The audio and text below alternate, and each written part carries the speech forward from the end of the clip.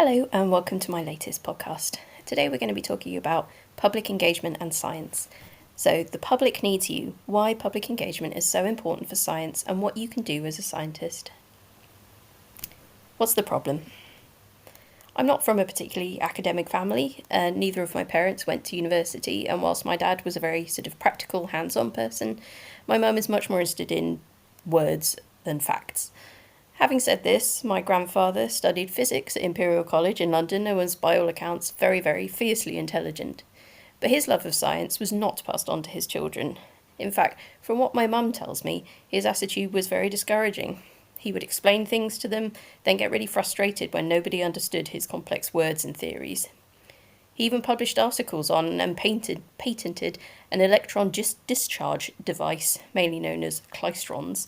But I only discovered this some time after his death because he had simply given up talking about his work with his family because he didn't possess the ability to explain it in a way that we'd understand. Some years later, whilst doing my own PhD, I began to find myself in a similar situation. To me, understanding the role of NAGC in Yersinia pestis and Yersinia pseudotuberculosis biofilm development and insect transmission, which is my actual PhD thesis title, well, it was easy and it was obvious. But when my parents asked me what I'd been doing that week, I quickly realised that it wasn't as obvious to them, at all. And it wasn't a lack of interest on their part. My dad especially was fascinated by what I was doing, so much so that he came to see the laboratories that I worked in and even let me take his own blood when I'd been trained as a phlebotomist to feed my lice and fleas, something that was incredibly brave of him considering he really didn't like needles. It was very much more a lack of accessibility for them, because science trains scientists to speak in a different language entirely. And if you're a scientist, you'll know what I mean. You're encouraged from undergraduate level to use highly technical words when writing or talking about your research. And it's almost an unwritten rule that the more complicated the language you use, the more knowledgeable and intelligent people will think you are. When writing scientific papers, journals press this as well by setting very low word limits, which encourages unintelligible acronyms, shorthand, and citations. Even other scientists, even if they're in related scientific fields, sometimes struggle to understand them. It's no wonder that non-experts like my parents wouldn't even want to hazard a go at reading scientific papers. The sea change begins with us. Whilst the older generations of scientists, like my granddad, may have had less appreciation for the importance of engaging the public with science, younger generations are becoming aware of how useful and how fun it can be. In fact, scientists were given a really important lesson in the importance of scientific communications when the COVID-19 pandemic hit the world. There have since been loads of reviews, such as the one from the UK NHS, about what lessons the scientific community learned from the pandemic. Most of them state that we need more and better communication to ensure that public trust in the actions of the government and health authorities is high. That's not to say, of course, that public engagement will convince everyone. There will always be some people who prefer to believe alternative theories. But it's really important to gain the trust of those we wish to help, especially in the case of public health. I also think it's really important to remember that the public, in most countries, pay for the majority of the research undertaken in taxes. And if you're a scientist, chances are the public pay, at least in part, your wages and for your science. Another angle I've been thinking about recently is public engagement in other countries, especially in low middle income ones. Fostering trust in modern science and technology is a much more complex concept in a lot of places for a number of different reasons. There's a greater reliance on traditional medicine and healers in a lot of other countries, as they're more often trusted by the community, especially the elders, and they're more available and they're often far cheaper than accessing doctors. Not that traditional medicines are necessarily bad, or that modern medicines are always good. In fact, the WHO and many other organisations are trying to tap into the potential of these remedies. There's also often a suspicion of mistrust of government advice, and often community groups may not believe that the government advice is in their own best interest. Another really, really important point is one of the ever-present shadow of colonialism. Traditionally, science has been the domain of rich, high-income countries who could have afforded to spend the millions or billions of pounds or dollars needed to achieve scientific goals. The global north has been guilty of parachute science, also known as helicopter, parasitic, or neo-colonial research, and quite rightly, lower middle income countries now want to take charge of their own science, something that Pandora IDNet, the consortia that I work for, aims to facilitate, with African scientific leaders and the capacity development facilitated by the global north partners such as us at UCL. And what we did was develop open access training resources.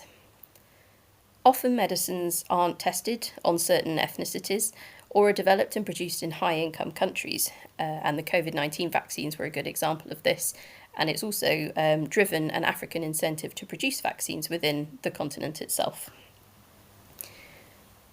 So there's an even greater incentive for low and middle income researchers to develop public engagement materials in the context of their own countries, and I'm very happy to support anyone if they wish to engage with this. I also feel incredibly strongly that global north researchers like me should help to create the link between us and foster a greater trust between the global north and global south. So let's get simplified. Back to me, I really wanted my parents, friends, and the wider community to be able to understand my and other scientific research. So I researched how to get involved in scientific communication, and I joined and researched some online courses.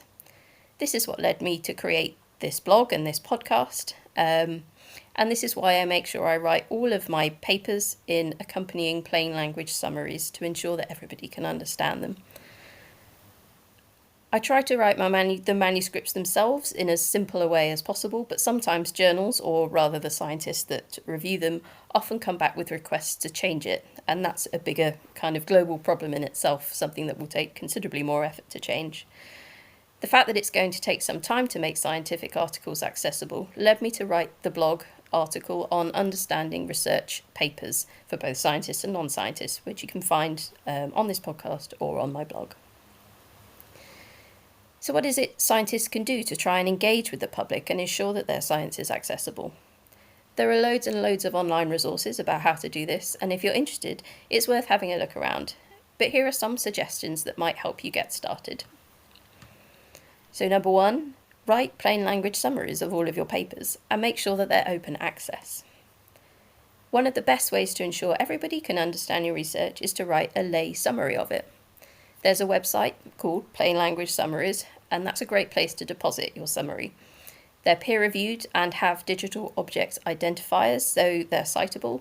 It's also open access, meaning that they're not behind a paywall and therefore free and accessible for anyone to read. There are lots of websites that can help you write one, and I've put links in the blog. Although there's one that specifically talks about how to make them accessible, but based on the title, it's not actually practicing what it preaches. So it's interesting that even when you're trying, it actually can be quite difficult. Another really important thing is just to get your science out there in whatever way works for you. Perhaps you've been inspired by my own blog and want to start writing about your science and experiences, or maybe you're a whiz with animations, or you're an expert TikToker. Perhaps, and bear with me, I'm just thinking out loud, you're brilliant, maybe at singing. Perhaps you could create a podcast where you sing about your science. There are loads of media options to get your work out there, and it all depends on what you love and what you're really good at. It also looks very good on the CV, as many research funders are seeing public engagement and patient and public involvement as increasingly important aspects. Even if you're not ready to start something yourself, there are a number of blogs and podcasts and YouTube channels already out there which may be worth exploring, or maybe even contacting them to get inspiration and experience. Get involved with public engagement activities and events. They're often really good fun and a fantastic way to get involved with the public in a hands-on way. There are loads of really great initiatives such as Pint of Science, the Royal Society's Summer Science Exhibition, or even something called Dance Your PhD. Yep, really. Most universities and societies have their own initiatives and may have small pots of funding to help their researchers undertake more science communication activities. And if your institution doesn't have any schemes, well, perhaps you've been inspired and you could start one yourself. In conclusion, I think it's our responsibility as a new generation of scientists to foster trust between the scientific community and the general public. And if you're an early career researcher or a scientist of any level, and you're reading this, then I hope you feel inspired to start something new, however small.